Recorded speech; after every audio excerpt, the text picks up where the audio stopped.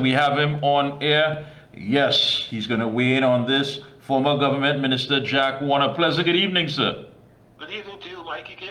Yes, I know you've had quite a long day. I know you just came from your walkabout. Tell us how was that going? It was a massive walk in Arouca, Lopinot constituency. We had about 30, 40 people in the walkabout. We visited 616 homes. We left our banners, our bios, our cards. The candidate met everybody, and we, of course, are very proud of today's success. Then we had a prayer after the walk and delivered some meals to the supporters. Yeah, as a matter of fact, last week I did interview Dr. Natailie Chaitan-Maharaj, and I must tell you, she was like a breath of fresh air, very energetic and very down to earth, very humble. I mean, working with someone like that and presenting her today. And very bright. And very bright. How is it working with someone like that, on the campaign trail? I am happy about the enthusiasm and willingness to succeed. She has said to me that her mission was to become a doctor to save lives, and today her mission comes. If you need to stay just one place because you're breaking up a bit. She said to me earlier on today that she became a doctor to save lives, and she wants to be a politician to save her country. Wonderful. Now, of course, you know the date.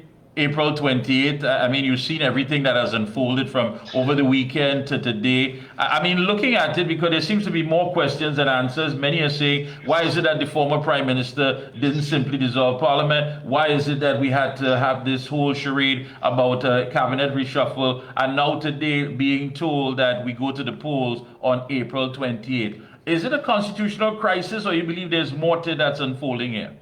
These guys are cowards.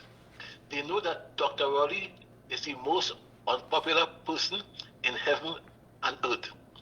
And therefore he had to demit office for them to even have a bare chance to succeed. They are aware of that. They also are afraid that Stuart Young would make a mistake or two or three or four if he stays longer in office. And if you had read Sunshine Today last week, you would have seen on page 5 that Ken Ali predicted that April 28th would be elections. So we have not been caught napping. Their plan has been exposed for a long time. And therefore, I believe that the UNC is ready and able and competent to take over the government come April 29th. Now, when you hear statements from the new finance minister, Vishnu Danpal, saying that his tenure will not bring financial hardship to the people of Trinidad and Tobago, I mean, does it somewhat send a message as though there has been, a tightening of the valve, and now all of a sudden there's going to be some release for the people who have been trying to keep their heads above water? There can be some release, Mikee K, but the people in this country are too intelligent, too politically advanced and smart to be fooled by any of those theatrics. The fact is, they can release funds as much as they want. They can pave roads as much as they want.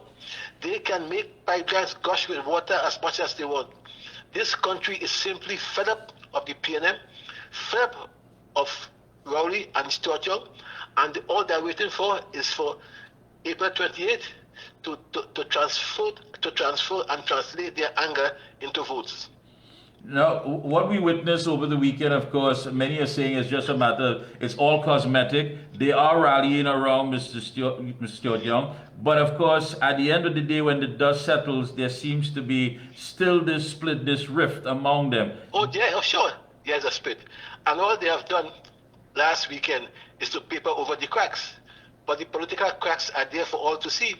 Even Imbot, who got demoted, was not able to even clap to applaud during their meeting. He had to, of course, put his fingernails together. You saw, of course, Heinz's face.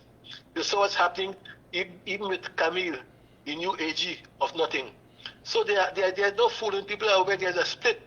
And in typical PM fashion, they are trying their utmost to give a unified face and so on, but nobody is fooled about that. Now, one of the strategies that many have spoken about from the UNC was the fact that, you know, there was no need to put out all those candidates so that way the political narrative would be, of course, managed well by the party rather than having the PNM look for kinks in the armor of those individuals going up. Do you believe that the fact that they didn't have that traction, that they had no other choice but to call the date at this time? I think Mrs. Prasad Bisasa has to be commended for her political astuteness. She has been pushed and encouraged and cajoled to announce her 39 candidates. And she has refused, and sensibly so. And she has not announced 11, but she has had 39 in her pocket from day one. So she didn't announce those, so they wouldn't have a chance to attack anybody, to look for, as you say, kinks in people's armor, to go on the rampage, so to speak, to allow their PNM social media exposed to do damage, as the case may be. And therefore, she is well advanced in terms of announcing her candidates at the last possible time. And I have to tell you, however, that the candidates are all working in their constituencies, as Dr. Natailie Chaitan-Maharaj is working in hers. All right. I know you're a bit tired. I know that you have tomorrow again to go. Physically beat. I know you're physically beat. So let me ask you finally, of course, to those UNC members who are still sitting on the sidelines and, of course, have not started to participate as yet, what would be your message and advice to them? My advice to them is for God's sake, put God out of their thoughts and let us band together to get rid of the People's National Movement government. This country cannot take another 5 years of PNM. This country needs to breathe. And whatever the reason for their hatred, their anger, I ask them to subordinate those reasons for their better interests and their children's interests. Because we have to save this country.